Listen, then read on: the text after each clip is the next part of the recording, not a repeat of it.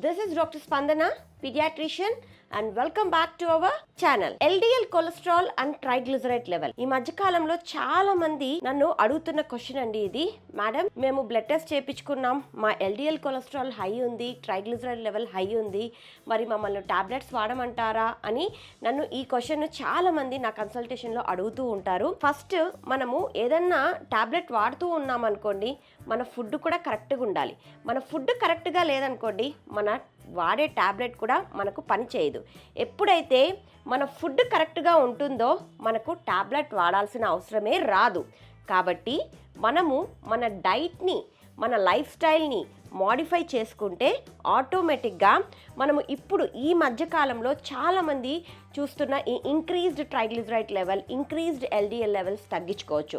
And me HDL level అంటే good cholesterol లెవెల్ని increase కూడా చేసుకోవచ్చు.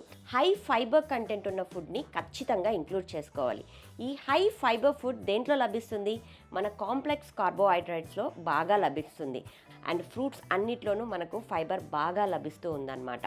నట్స్లో మంచి గుడ్ ఫ్యాట్స్ ఎక్కువగా లభిస్తాయి.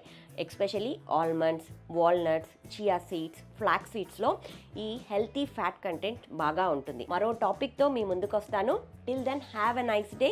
Thank you.